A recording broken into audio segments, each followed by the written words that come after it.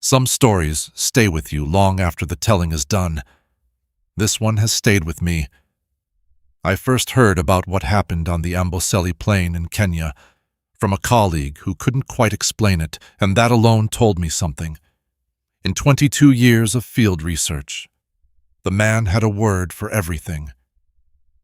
Not this time. What follows is the account of something I've turned over in my mind ever since. I don't know that I fully understand it yet, but I believe it happened, and I believe some things are worth sitting with, even when they don't resolve neatly. The cub wasn't running. That was the first thing Marcus Cole registered, not the gray shape looming behind it in the pre-dawn dark, not the slow grind of the Land Cruiser engine he'd just cut. Just that the cub wasn't running, 4 weeks old, alone at the edge of a herd of African elephants, 3 tons of animals standing 5 feet behind it, shifting, breathing, enormous in the half-light, the cub's forehead pressed against a leg the width of a fence post. Cole had been in the field for 22 years. He had never seen anything close to this. He lowered his binoculars, picked up his notebook, set it back down. The radio crackled. Joseph's voice, flat and careful. "You seeing this?" Cole said nothing. He kept watching. "Wherever you're watching from tonight, whether it's a front porch in Georgia or a kitchen table in Oregon, we'd love to hear from you. Drop your state in the comments below. As the old folks used to say, a story shared is a story that lives twice." The coffee in the cup holder had gone cold an hour ago. Cole hadn't touched it. Through the binoculars, the cub's rib cage moved in and out fast. Shallow. The way small things breathe when they have held still for a very long time. Red dust coated its forehead. One ear twitched at a fly. The elephant behind it hadn't moved in 4 minutes. Cole knew, because he'd been counting. He picked up the notebook, set it down. 11 years on the Amboseli Plain had given him a working knowledge of this place, the way a man learns a house he's lived in long enough, the way the acacia shadows stretched long and unreliable in early light, the faint ammonia smell of disturbed grass where something large had passed through recently, the specific quality of silence that meant the herd was watching him back. He could read the plain the way some men read a room. This didn't belong in any room he knew. A 4-week-old lion cub did not sit quietly against an elephant's leg. It fled. It hid. It made the high, thin sound that brought its mother back from wherever she'd gone. It did not sit with its forehead pressed against a leg like it had been there before and intended to stay. Cole checked the tree line north. Nothing. He swept the binoculars east along the herd's flank, 12 adults. 3 sub-adults, 2 calves tucked center. Standard morning formation. The older females had their heads up, tracking him through the windshield, the way they always did, patient, impersonal. The way something watches you when it has already decided you're not the problem. The radio sat on the dash. Joseph's question was still in it, unanswered. Cole brought the binoculars back to the cub. The elephant shifted a slow, deliberate transfer of weight, left foot to right, and the cub adjusted against her leg without startling, without looking up. The way something moves when it already knows the weight and rhythm of what's beside it, not reacting, anticipating. Cole's pen was still in his hand. The page was still blank. The elephant's trunk came down slowly, hovered 2 inches above the cub's back, and didn't touch it. Cole held his breath. In 22 years, he had documented hundreds of elephant interactions.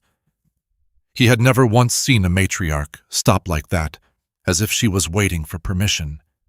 The ranger's report came in at 0614. Cole read it on the satellite phone screen, then set the phone face down on the folding table outside his tent.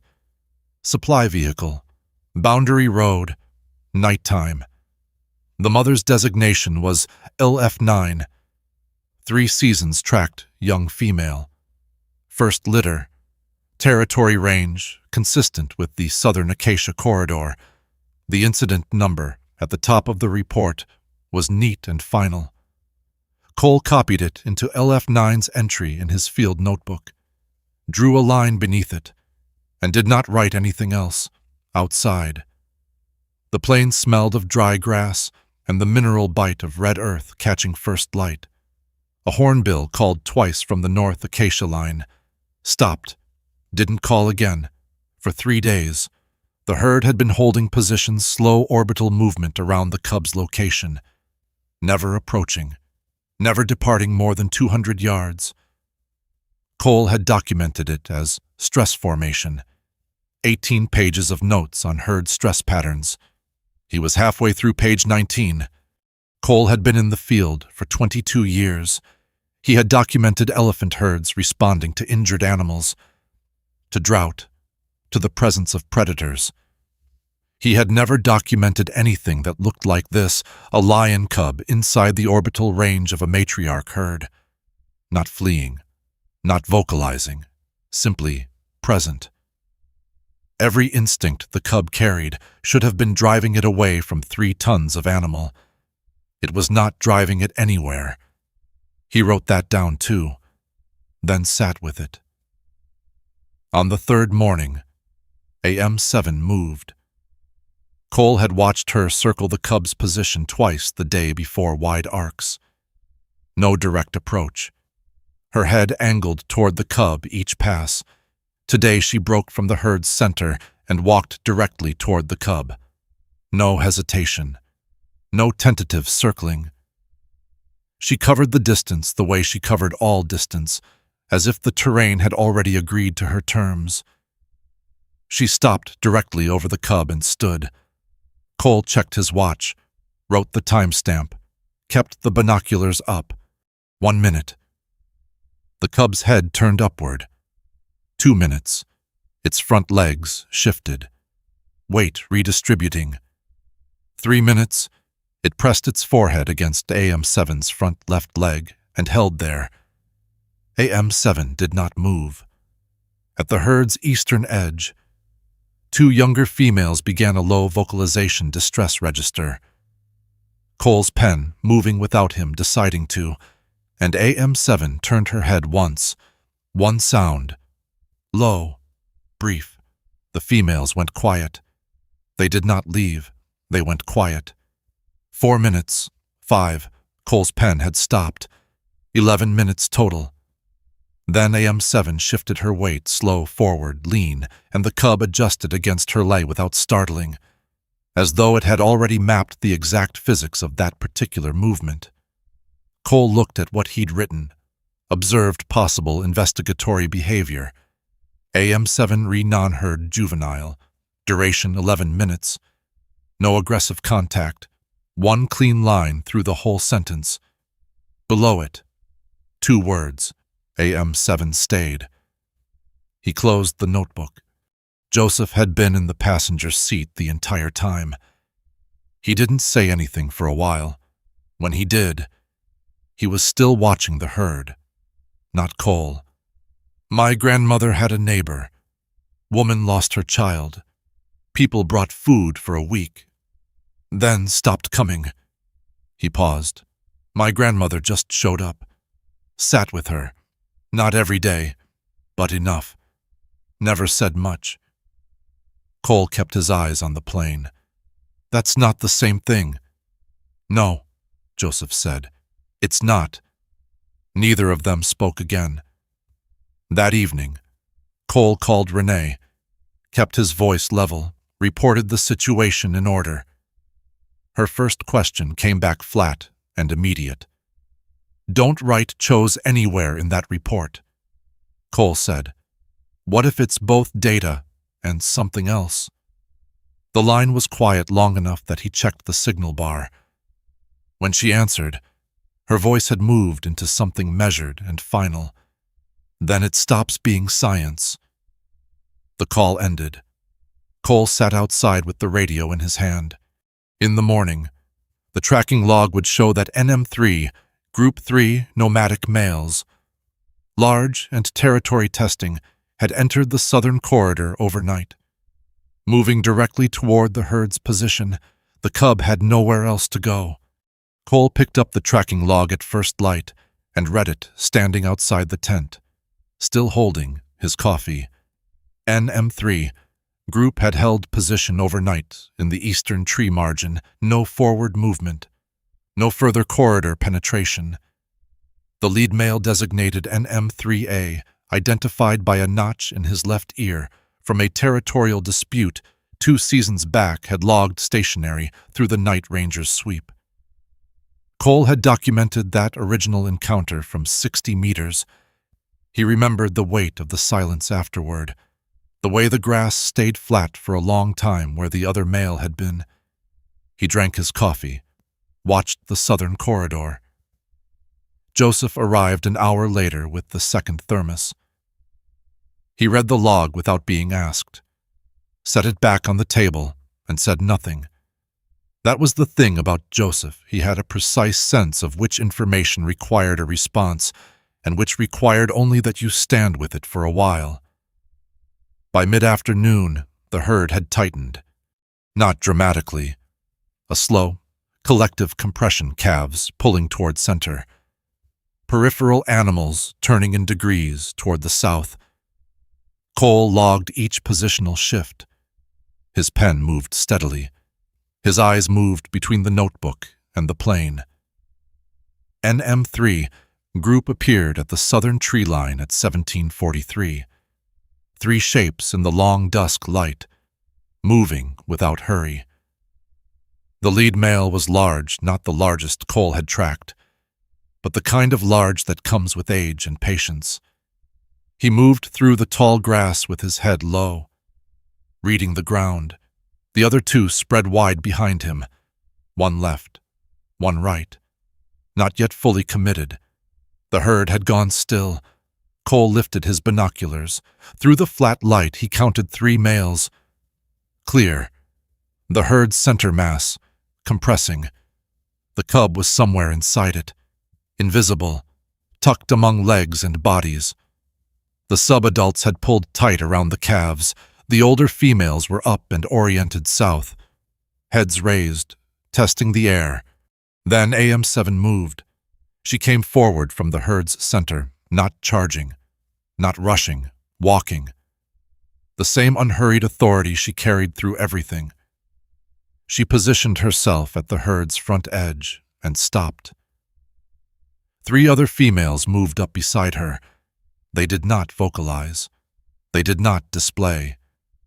They stood in a line in the last of the flat gold light and waited. The lead male circled left. His head stayed low, tracking. Cole's pen hovered at the top of a new entry, not yet writing. The male moved 20 meters left, then stopped. He took 2 steps forward. AM7 took 1 step forward. Cole wrote the timestamp. His handwriting was smaller than usual and slightly uneven, and he noticed this and kept writing. The lead male's tail moved once slow, lateral, and went still. He stood at the exact distance where forward meant a decision he couldn't walk back. 4 minutes, Cole counted. The male circled again. Slower. He moved south, circled wide right, his coalition tracking him without instruction. Then he sat. 30 seconds. Then he rose, turned, and led the other 2 back into the southern corridor at a walk. Cole looked at his page. He had written the timestamp twice on the same line. He crossed out one of them. Joseph let out a breath through his nose, not quite a laugh, not quite anything, and poured from the second thermos without a word. Cole looked at his notes, looked at the herd, now slowly loosening. Calves moving again. Sub-adults dropping their heads back toward the grass. AM7 stood at the front edge a moment longer. Then she turned, walked back into the herd, and was absorbed into it. The cub reappeared at her left flank as if it had never left. That evening, Cole filed the report. The sentence that would matter protective coalition behavior extended to non-species juvenile. Sustained under direct predator approach. Renee called at 8:14 p.m. She didn't wait. "Marcus, I need you to hear what this sentence looks like from the outside. The board has a communications team. If they get hold of this framing before you've got peer review behind it. I'm writing what I observed. You're writing a headline. The Foundation's grant renewal is in 60 days. I need something I can put in front of people who count budgets, not field notebooks." He looked at the timestamp, written twice on the same page. "Is there a difference?" he said. The satellite connection hummed. Outside. The plane had gone fully dark. Somewhere in it, NM-3A was still moving, repositioning, recalculating, doing what large patient things do when a door closes in front of them. They don't always go far. Cole stared at the southern tree line and could see nothing. That was the part that kept him awake. The cub learned things in the wrong order. Cole documented it the way he documented everything: position, time, behavioral notation, cross-referenced against the herd's movement log, but the categories kept not fitting. He had a column for predator behavior and a column for learned social behavior, and what he was watching fell between them like something dropped through a crack in the floor. By the end of month 2, the cub had stopped moving the way lion cubs moved. Not dramatically. It wasn't something Cole could have circled on a specific day and said there. That's the moment it changed. It was gradual, accumulated across weeks of daily observation, the weight settling differently when the cub stood still, the patience building in it. At waterholes, it did not approach the way its instinct should have directed: low, angled. Reading for weakness, it waited at the herd's flank, drank when they drank, pulled back when they pulled back. Its movement had taken on a rhythm that belonged to something twice its age and 3 times its senme. Cole wrote spatial orientation, herd mirrored in the notebook and underlined it, then sat looking at it. The calves did not register as prey. He logged this the first time, the 5th time, the 20th time. By the 30th entry, the notation had migrated from the predator behavior column to a separate page with no header, because he hadn't yet found the right header. One afternoon, Joseph watched the cub trail behind 2 juvenile elephants through the acacia brush at a distance of about 4 meters, maintaining position, not following exactly, walking where the young ones walked. "He thinks he belongs back there," Joseph said. Cole's pen was already moving. Herd proximate positioning, possible reinforcement of spatial. "That's not what I said." Cole looked up. Joseph was watching the brush where the 3 animals had disappeared. He held his coffee with both hands. "I said he thinks he belongs there." Cole looked back at his notebook, wrote herd proximate positioning, and left the line unfinished.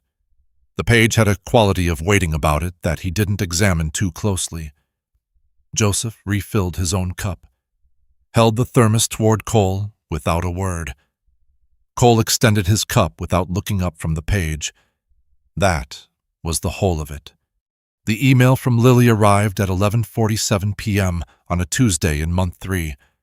The satellite connection was slow that night, and Cole had almost not checked. "Dad, getting married in April. Thought you should know." No punctuation after no. Cole read the sentence 4 times. He had known Lily long enough to understand that the missing period was not carelessness. She had typed and retyped and finally committed before she could pull it back. The dash before her initial was the same, controlled, final. the punctuation of someone who has measured exactly how much door to leave open. He typed Lily. That's wonderful news. I'm very deleted it. Typed.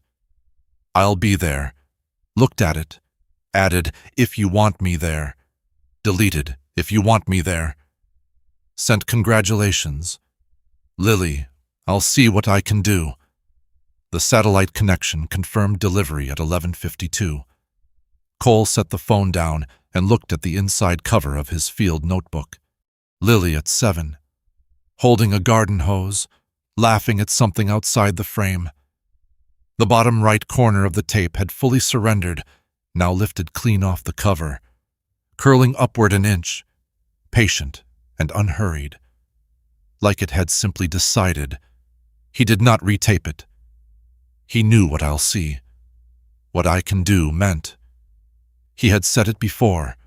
Lily knew it too. That was the part of the sent message that sat in his chest through the rest of that night like a stone. Someone had placed there carefully and walked away from. Renee called on a Wednesday with the news about the documentary crew. She did not frame it as a question. National Geographic. Co-production arrangement through the Foundation Board. They've been cleared for site access starting the 14th. Their KWS permit came through the same morning. Cole set his coffee down. Who cleared them? The board. Marcus. It's settled. This herd has been unhabituated to film equipment for 11 years. I put a crew in there, and I lose every behavioral baseline I have. Every variable gets contaminated from day one. You also get a $400,000 co-production grant that keeps your field station running for 3 more years. The connection hummed. Outside. The plane was white with midday heat. A hornbill sat on the cruiser's side mirror and regarded Cole through the windshield without moving. That's not a scientific consideration, Cole said. No, it's an operational one. I'm sorry it isn't cleaner. I'll send you the crew lead's contact this afternoon. The crew arrived 4 days later. 7 people, 2 vehicles, equipment cases stacked outside the second vehicle in a precise, purposeful wall. Their crew lead, Sarah Webb, was 44 precise, fast-moving, asking questions that were sharper than her tone suggested. She had the particular efficiency of someone who had learned that time in the field was the one resource you could not recover once it was spent. Cole cooperated with access. He answered direct questions with minimum viable words. He did not eat meals with the crew, and did not explain this. On the 3rd day, Sarah watched Cole watch the herd from a distance of 20 meters. She was behind him and slightly left. Cole was aware of her the way he was aware of any new variable in the field logged.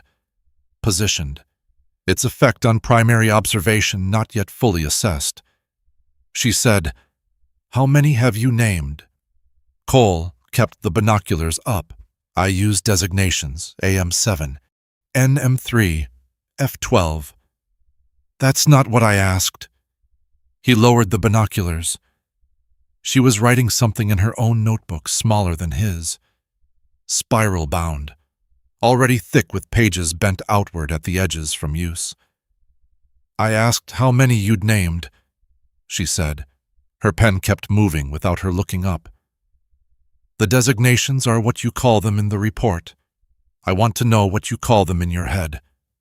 Cole raised the binoculars again. That's the same question. She didn't answer. She wrote for another 30 seconds, capped the pen, and walked back toward her crew's vehicle. That evening, Cole passed Sarah's cruiser on the way to his tent. Her notebook was open on the hood left there when the wind had come up fast after sunset, and she'd been called to help secure the equipment cases. He did not stop. But the camp lamp from the crew's setup caught the open page, and he saw what was written before he looked away. Cole keeps everything in columns. Worth asking, what are the columns actually for? He walked past, went to his tent, sat at the folding table, opened his laptop, found Lily's unanswered thread and typed April, what date, sent it before he could revise it. Satellite confirmed delivery at 9:17 p.m. He turned the laptop face down, picked up his notebook, opened it to the unfinished sentence about herd proximate positioning. He finished the sentence. It said nothing he hadn't already written somewhere else. But he finished it, because there was a specific discomfort in leaving things half done that he had never fully learned to sit with. He should have learned it by now. The next morning, Renee's assistant forwarded a calendar hold. Subject line, Field Program Review, Funding, Continuation. Q3. Cole opened it and read it twice.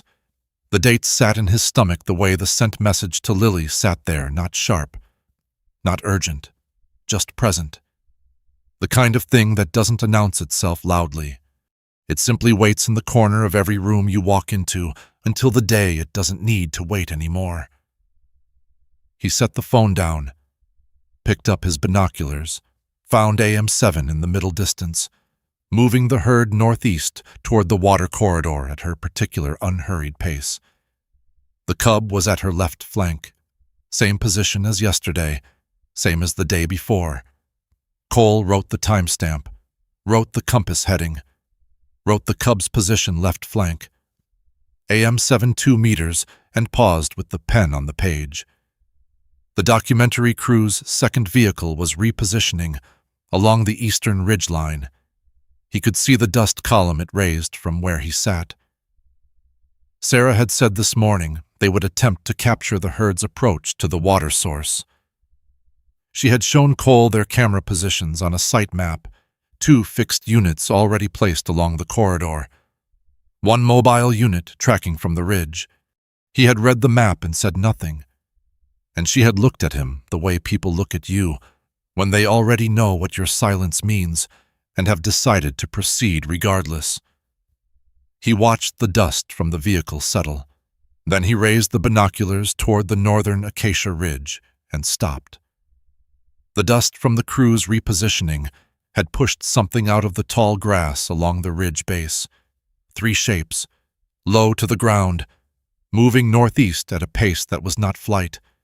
Repositioning, deliberate, NM3A, left ear notched, moving parallel to the herd's water corridor. Sarah's crew didn't know he was out there, and their mobile unit on the ridge had just placed itself directly between NM3A and his line of sight to the herd. The dry season had compressed everything. 5 herds sharing the same water corridor meant the grass along the eastern approach had been grazed to red dust and root. The acacia shade ran thin by 9 in the morning. The animals moved longer daily distances, and the calves showed it slower in the final hour before water. Heads lower. The particular heaviness of young things that have not yet learned to pace themselves. NM3A had pulled back from the northern ridge by midday.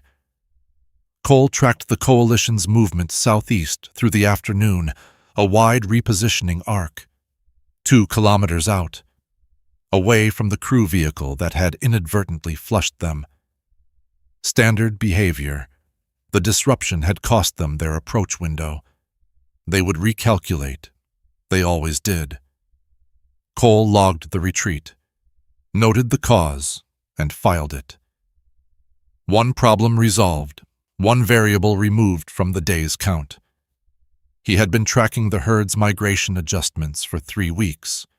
AM7 was pushing earlier starts, longer distances, and F12 7 months old now. The calf Joseph had privately named Amali was struggling with the pace. Not dangerously, not yet. But Cole had noted the gap between her position and the herd's center increasing across successive days. 2 meters on day 4. 4 meters by the end of the 2nd week. He had logged it each time. He had not done anything with the log, the evening it happened.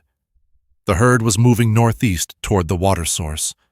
The light had gone from gold to flat, the hour when the plain loses its depth, and everything looks equidistant. Cole was in the cruiser, 80 yards north of the herd's movement line. Engine on. Notebook open to a fresh page. He saw Amali drop back at 1831, 30 yards behind the herd's rear edge, then 40. The tall grass on the south side of the corridor was still thick, untouched, because the herd had been tracking the north edge where the ground ran firmer. 40 yards of ungrazed grass between Amali and the nearest adult. Cole picked up the binoculars. The hyenas were already there. He swept fast movement left, movement right. 2 on the approach line. He counted 4, maybe 6. Shapes in the grass on both sides, classic flanking the geometry of it already tightening before he had a full count. They had been in that grass before the herd started moving. They had waited for exactly this, a straggler, a gap. The distance between a calf and her herd, at the precise moment the light made everything look the same. Amali stopped walking. Her head came up. Cole's right hand moved to the ignition. The key was already in it. 22 years of field protocol occupied his left brain and said, "Observe. Document. Do not interfere." The same 22 years had given him a working knowledge of what coordinated hyenas in approach formation did to a 7-month calf before a herd could cover 40 yards of tall grass. His hand stayed on the key. Joseph put both palms flat on the dashboard. He did not say anything. The lead hyena moved forward from the approach line, low, unhurried, the specific patience of an animal that has already decided not whether, but when. The flanking pairs tightened inward by degrees, the kind of movement that looks slow until you realize the circle was smaller than it had been 10 seconds ago and would be smaller still in 10 more. Amali did not call out. She was too young, or too still with something that had no name at 7 months. Cole's thumb was on the key. The lead hyena was 12 meters from Amali when the lion came out of the north acacia grove. Cole didn't see him until he was already moving low to the ground. Fast. The specific fast that doesn't register until something is where it wasn't a moment ago. The crew had placed their remote camera units along the lion's known patrol route 3 days earlier, tracking his corridor movements. The North Grove was one of his fixed positions. He had been there, or close to it, every evening for 6 months. He came through the shadow of the acacia line and placed himself between Amali and the lead hyena, and stopped. He was not large enough to be physically overwhelming. His mane was still coming in uneven, adolescent. The lead hyena outweighed him. The pack together outweighed him considerably. None of that appeared to be the point. He produced one sound. Joseph's hands pressed harder against the dashboard. Cole did not write anything. He was aware of the notebook in his lap, and the pen in his right hand, and the fact that neither of them were functioning. The sound moved across the plain the way a pressure change moves, not the roar from the wildlife documentaries Cole had spent years dismissing as edited for effect. Something lower, something that seemed to come from the ground as much as from the animal. Cole felt it in his back teeth. The lead hyena stopped. 2 seconds. The flanking pairs held position. The lead hyena's head turned the fractional pause Cole had documented before. In the moment before an animal commits or doesn't. Then she turned and moved south at a trot. The others followed, all of them. The approach corridor was empty in under 40 seconds. The lion stood still. He did not approach Amali. He did not look toward the herd now converging from the northeast. Cole could hear them coming. Heavy footfall through dry grass. AM7's low directional rumble carrying across the cooling air. The lion's sides moved with his breathing, but his feet did not move. AM7 reached Amali at 1836. Cole logged the timestamp on reflex alone. AM7 ran her trunk along the calf's back once, twice, a slow pass, full length of the calf's spine. Then she raised her head toward the north acacia line. The lion was already moving back into the shadow. He did not look back. He crossed the tree line and was absorbed into the dark beneath the acacias. And then there was only the tree line and the last flat light on the plain, and the herd closing around Amali the way water fills a space. Cole's thumb was still on the ignition key. He had never turned it.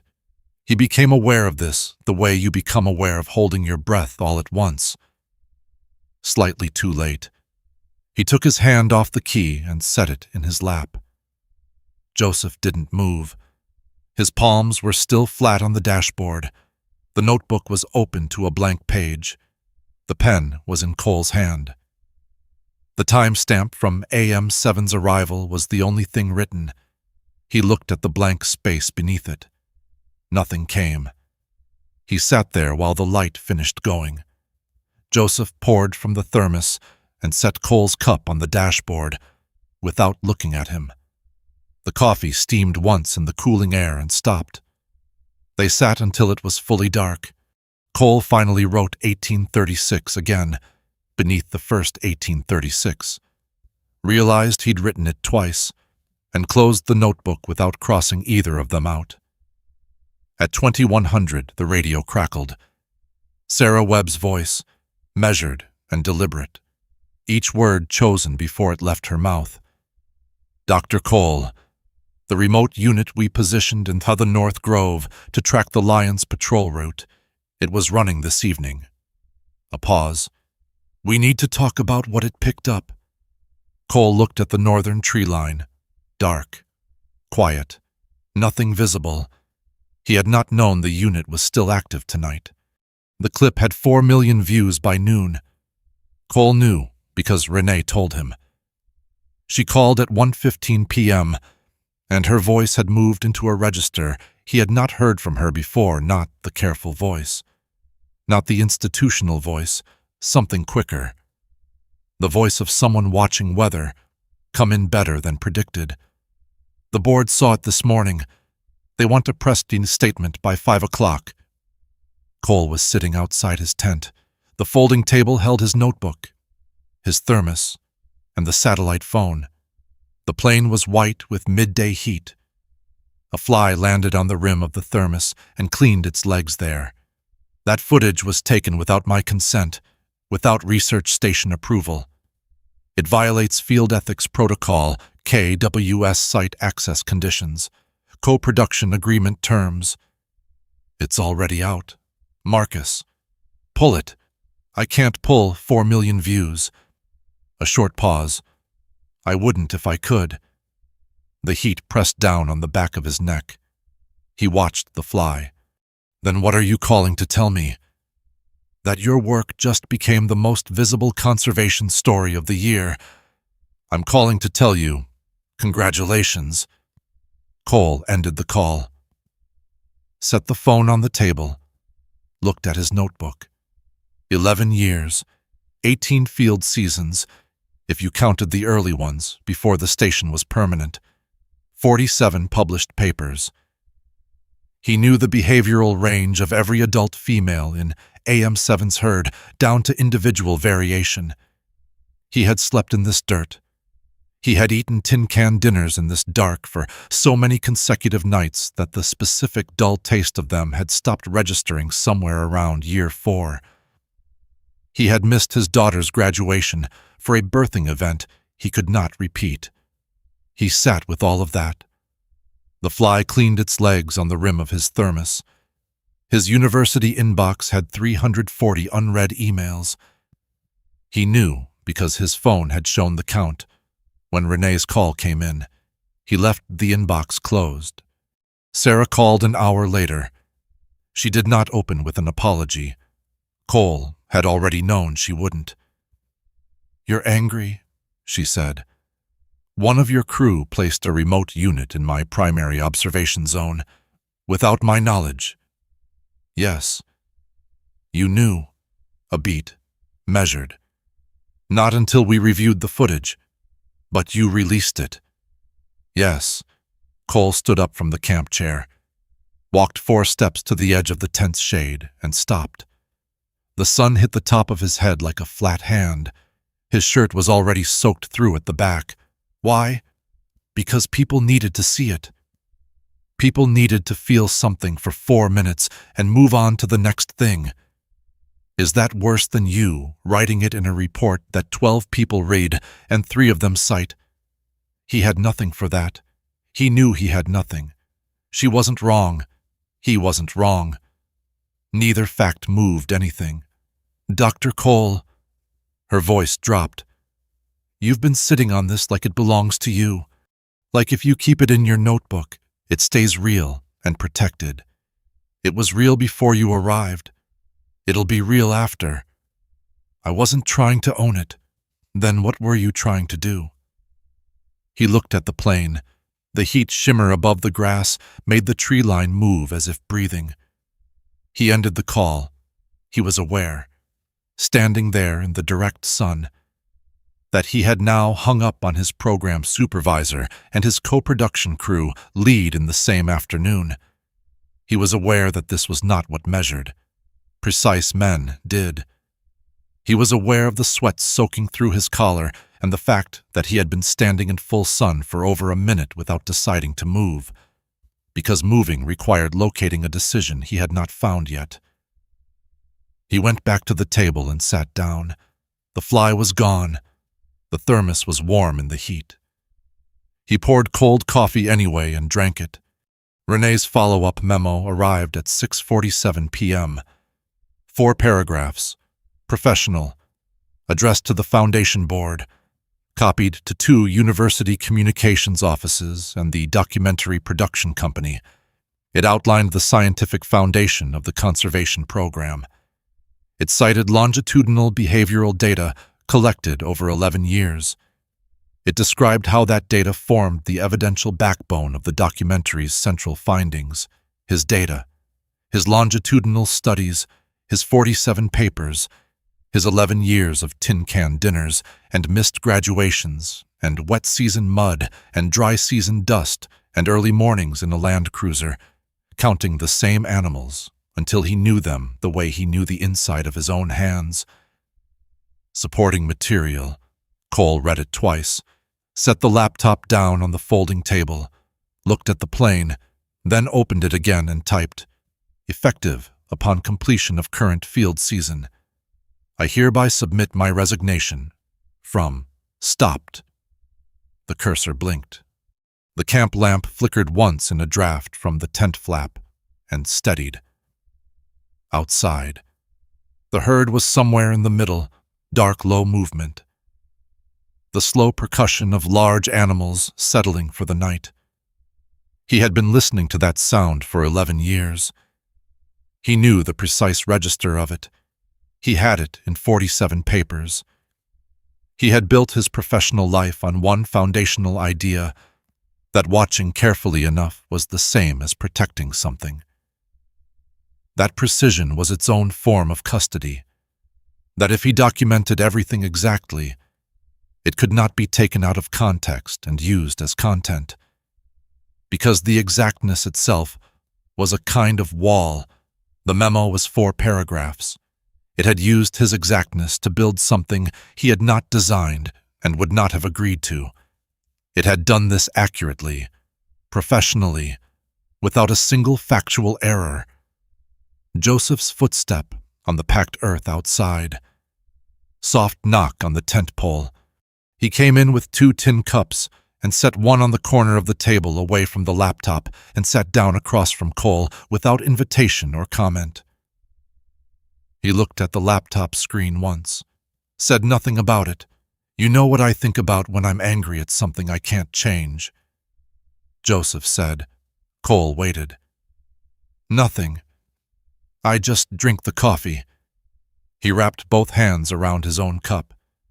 Cole looked at the cursor blinking in the resignation letter, looked at Joseph's cup, looked at the cursor. He closed the laptop without sending it. Not because the thing in his chest had moved, because he was too tired to find the end of the sentence. He picked up the coffee. Lily called at midnight. Cole was still at the table. Lamp turned to its lowest setting. She had seen the clip. He could tell before she spoke. Her breathing carried the slight catch on the inhale she'd had since she was small. The one she believed was not audible.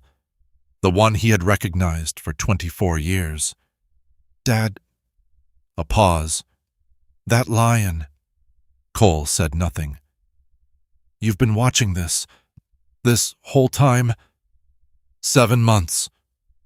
The connection hummed. He could hear her moving through what she wanted to say toward what she could actually say. He knew that distance in her.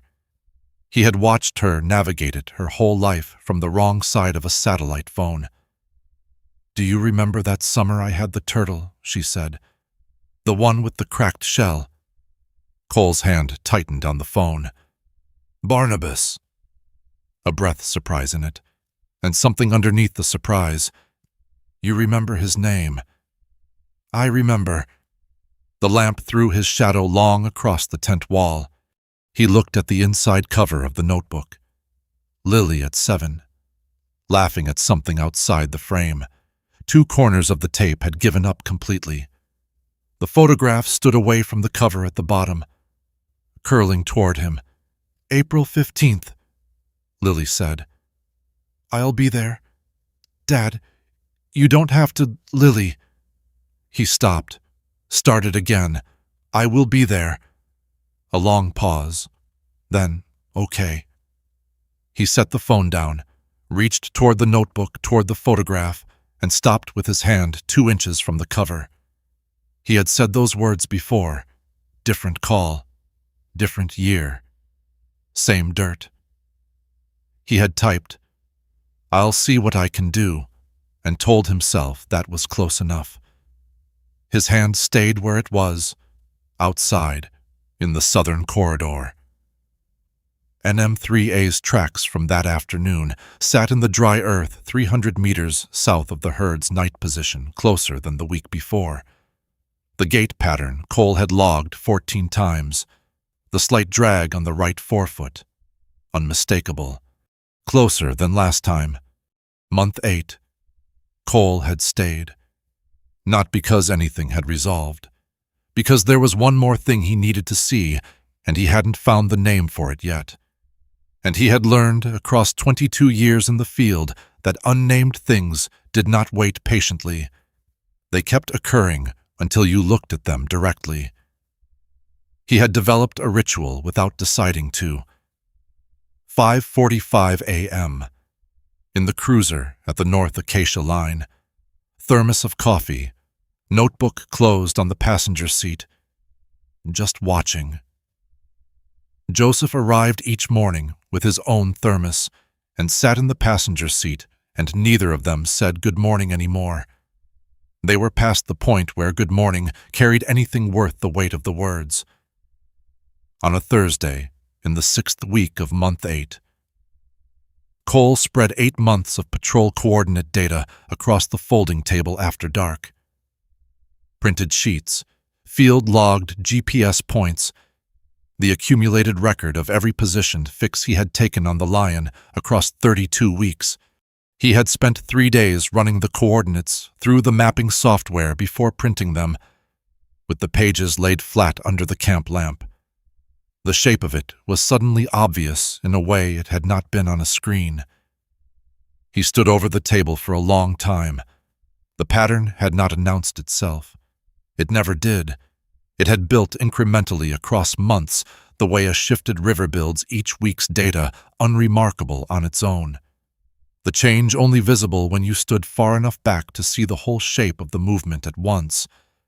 The Lion's patrol perimeter had migrated, not toward new territory, not away from competition. It had aligned quietly, precisely, over 32 weeks of small adjustments with the herd's movement corridor. Not inside it, alongside it, the water approach routes, the night resting positions, the northern Acacia Ridge at dawn. Every high-value, high-vulnerability point in the herd's range had a corresponding patrol position in the lion's data, logged across months without Cole ever seeing it as a single connected thing until this moment. With all 32 weeks laid flat on a folding table in the Amboseli dark, Cole picked up his pen, opened his notebook, wrote subject maintains behavioral pattern consistent with protective territory overlap. No scientific precedent identified for cross-species alignment of this specificity. Recommend extended study. He looked at it for a moment. Then, lower on the page, in smaller handwriting, he knows where he came from. He did not cross it out. AM7 was found at dawn on a Wednesday, lying still near the water source. She had positioned herself beside the root system of the oldest acacia on the plain, the one the herd circled during the wet season. The one Cole had photographed 40 times across 11 years without ever logging a specific reason for returning to it as a subject. She was on her side. Her breathing was very slow when the ranger's vehicle found her at first light. And by the time Cole arrived, it had stopped. 52 years old, the notch in her right ear clear in the early morning light. Her right foreleg extended forward at the particular angle she had rested it when she stood watching the herd. The posture Cole had logged so many times it had become part of his visual shorthand for her. The way certain people become identified by their most characteristic gesture. Cole wrote the time of confirmed death in his notebook. 0614. He wrote her designation.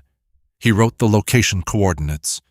He wrote the acacia root system, the compass bearing, the ambient temperature. His handwriting was the same as every other entry.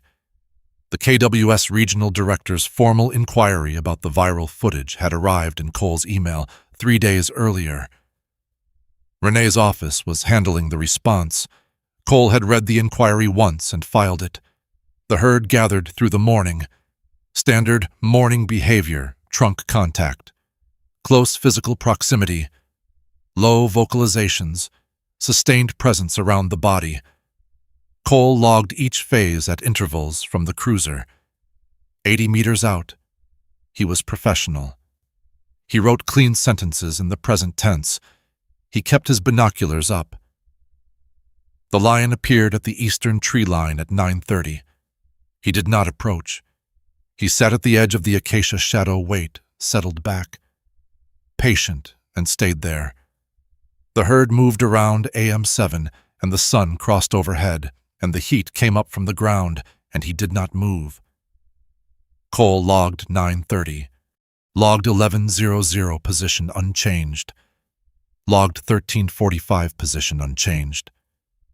Joseph poured coffee and handed it over the center console, without comment. At 18:20 the herd began to move. The last light went copper across the plain, the long acacia shadows stretching east. The elephants moved the way the herd always moved when something had cost them not fleeing, not purposeful, just the movement of large animals resuming. Calves pulled to center. The formation reorganized itself around an absence, the way formations do gradually, without ceremony, until the absence became a different kind of shape. When the last adult had passed into the eastern corridor, the lion rose. He walked from the tree line to the place where AM7 had lain, slow, each step placed. He stood over the flattened grass and lowered his head and did not move for a long time. Cole put the binoculars down. His face was wet. He noticed this the way he noticed things that were simply true, without analysis, without surprise. Joseph's face was wet too. Neither of them said anything. The plane was quiet in the way it got after something large had happened inside it. Cole reached for his notebook, not to write. He opened it to the inside front cover. Lily at 7, garden hose, laughing at something outside the frame. 3 corners of the tape had released entirely. Only the top left held, barely, the edge of it lifting in the faint evening air. The photograph had curled so far from the bottom that it stood slightly away from the cover, not flat against it anymore, but angled out, like something that had been waiting a long time to be picked up. Cole took it off the last piece of tape, looked at it not the way he had looked at it for 2 years, tacked to a surface and present without being seen. He looked at it the way you look at something you are about to walk toward. Her 7-year-old face in afternoon light, laughing at something he could not see and had never asked about. He put it in his breast pocket. Joseph saw this, said nothing. Cole called Sarah Webb from outside his tent at 8 p.m. She picked up on the second ring. "I want to write a piece," Cole said. "My framing, my terms, full methodology, peer review. Okay. Not for the documentary. Okay." Cole waited. She did not argue. He had prepared for her to argue, and now had the specific off-balance feeling of having leaned into a door that opened without resistance. "Why aren't you pushing back?" he said. "Because you were there." A pause. "Write it the way you saw it." The plane was dark behind him. He could hear the herd distantly low movement, the sound of the corridor receiving them back into its ordinary rhythms. "I'll send you a draft," he said. He ended the call, stood for a moment with the phone in his hand, then dialed Renee. She answered on the third ring. "Marcus, I am taking personal leave. Starting the 14th, 2 weeks. A brief silence. "The board is expecting a follow-up presentation on program findings before end of quarter. The timeline is Renee." He stopped. The lamp inside the tent threw a thin yellow rectangle onto the dirt at his feet. "I'm going to my daughter's wedding." The silence this time was different in quality, longer. When she spoke, her voice had shifted into something he had not heard from her before, not the warm voice, not the institutional voice, something quieter than both. "Good," she said. "I'll have the board summary when I'm back." "It can wait." He put the phone in his shirt pocket, beside the photograph, both there now, against the same part of his chest. The photograph of Lily at 7, and the phone, with Lily's number in it, with the message thread that began with "I'll see what I can do," and ended with April, what date? She had replied within 4 minutes, April 15th. "Dad, you really don't have to." He had typed, "I'll be there," sent it before she could finish. He went inside, sat at the folding table, opened his notebook to a new page, wrote the date, the field conditions, AM 7's time of death, the lion's position data, Joseph's name in the observer column. Then he opened the laptop. The resignation letter was still in the drafts folder. "Effective upon completion of current field season. I hereby submit my resignation," from his hand rested on the touchpad. The cursor blinked at the end of the unfinished sentence, with the same patience it had held for weeks. Cole moved the cursor to the top of the document. Selected all. His finger rested on the delete key for 3 full seconds. Then he closed the laptop without doing either thing. He picked up his coffee. It had gone cold. He drank it anyway. Standing at the tent entrance, looking at the plane where AM 7 had moved for 52 years, and where something she had made a decision about was still out there in the dark, still holding a perimeter no one had asked it to hold. Tomorrow he would begin packing for the flight, but first, one entry he had been deferring for 8 months, waiting until he knew what something actually was before committing it to record. He picked up his pen, found the page where he had first written AM7 stayed, turned to the next clean page after it, wrote the date, wrote the Lions patrol data from tonight's observation.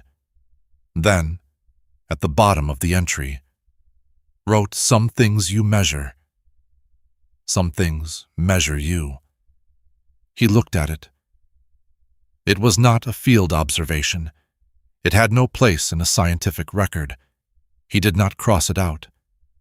He closed the notebook and looked at the lamp and thought, April 15th, 9 days.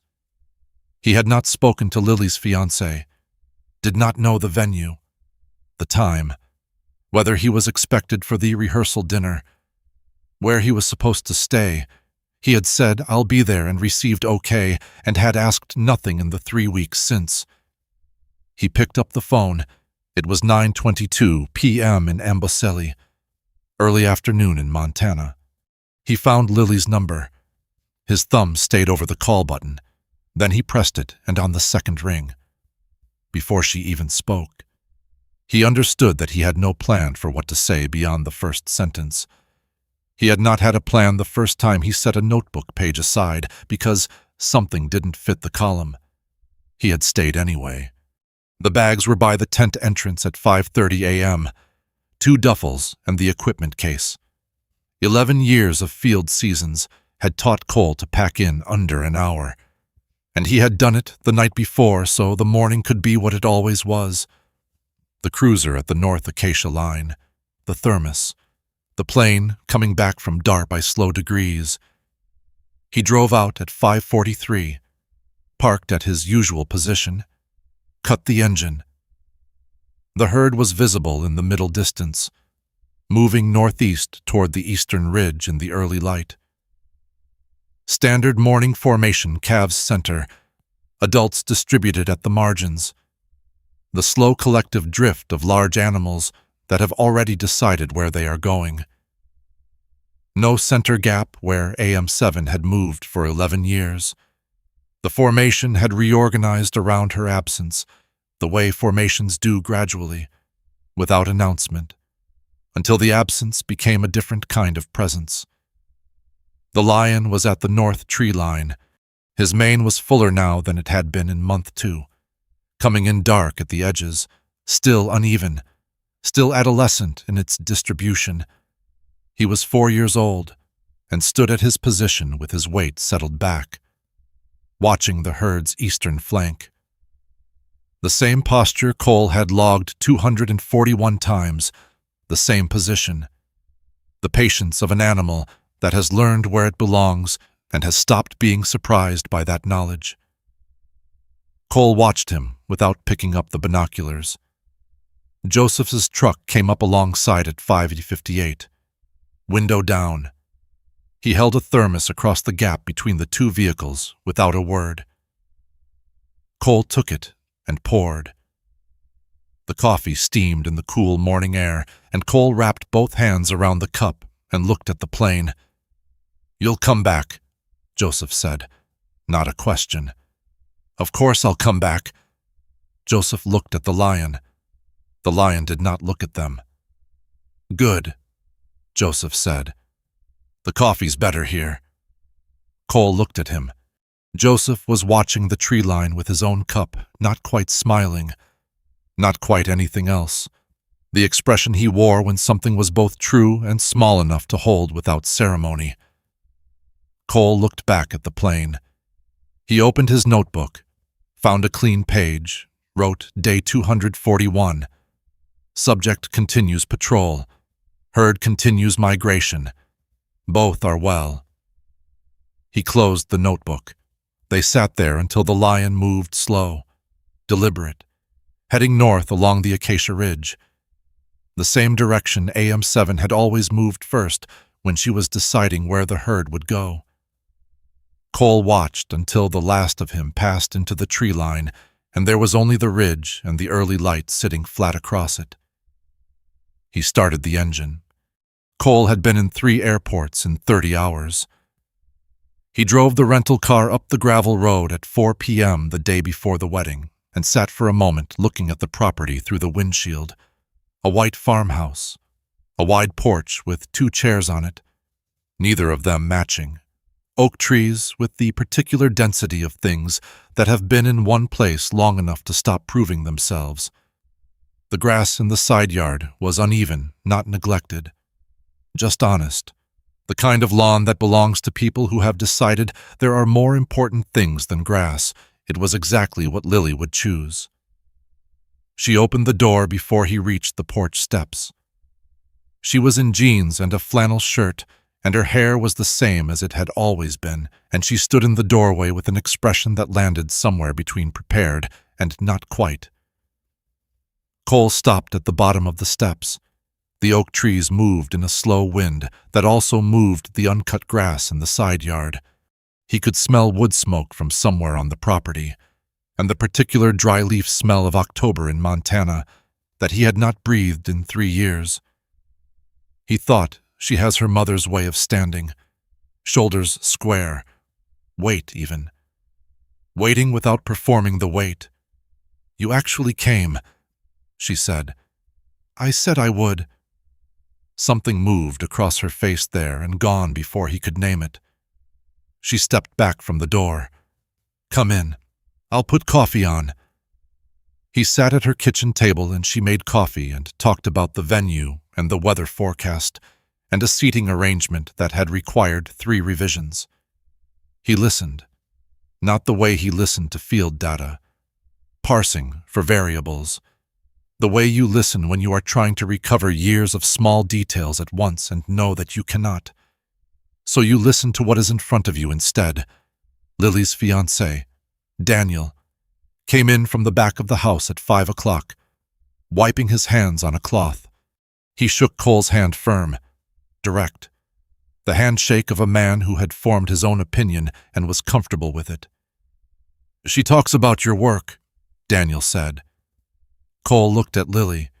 She was looking at her coffee cup, both hands around it, the same way Cole held his in the cold morning field, the same grip.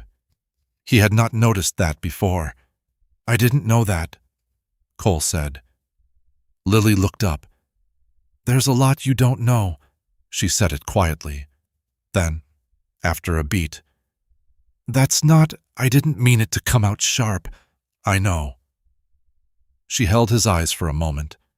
Then Cole reached into his breast pocket and set the photograph on the table between them. Lily at 7, the garden hose, the laugh aimed at something outside the frame. 3 edges curled from where the tape had been, the surface worn at the corners from 2 years of being carried. Lily picked it up. She held it close. Her thumb moved once across the bottom of the photograph, across the faint residue where the tape had held longest. "You took this when I was 7, she said. "That summer with Barnabas." "You were there that summer." "I was there." She set the photograph face up on the table. She did not say anything for a long moment. Cole could hear the wind working through the oak trees outside, and a car passing on the road beyond the fence line, and the specific quality of a kitchen when 2 people are sitting with something that now doesn't need to be said aloud to be fully present between them. Daniel set his cloth on the counter and said he was going to check on something out back. Cole didn't watch him leave. Lily stood up, opened the refrigerator, stood looking at the contents for a moment, then reached in and brought out a pie dish covered in foil. "There's leftover pie. Peach, do you want some?" "Yeah," Cole said. "I do." She took out 2 forks and cut 2 slices without asking about sizes, and sat back down and pushed 1 plate across the table. Cole picked up his fork.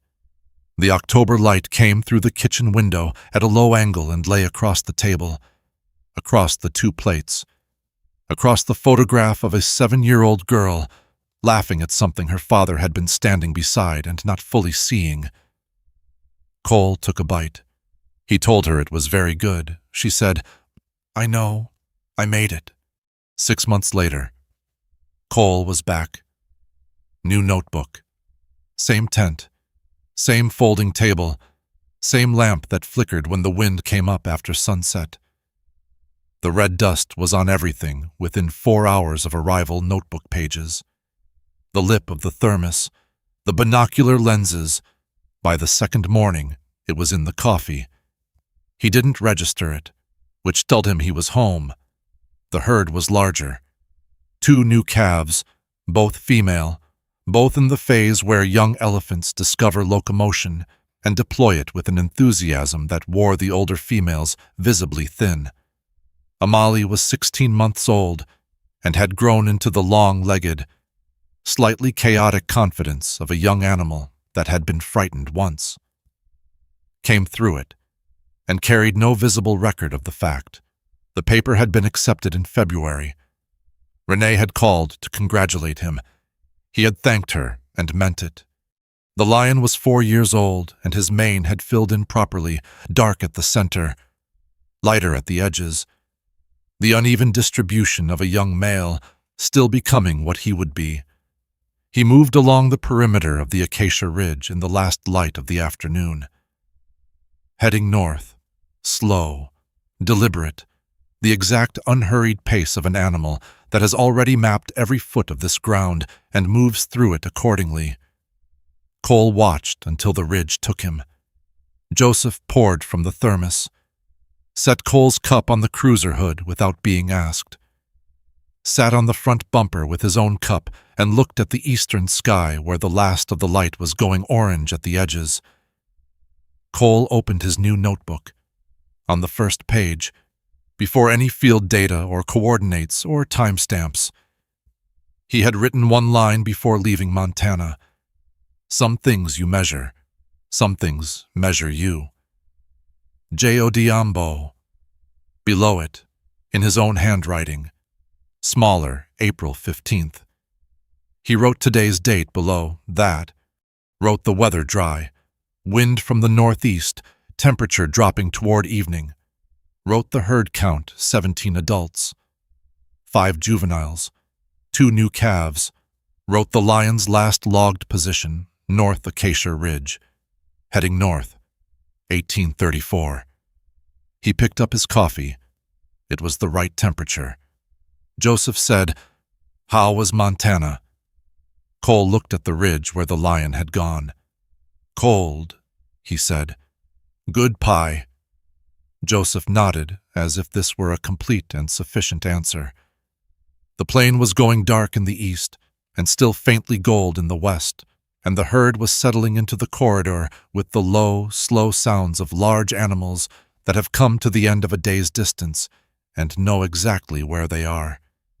Cole sat on the cruiser hood beside Joseph and drank his coffee and looked at all of it, the herd, the ridge, the last of the light lying flat across the dry grass, and did not write anything else.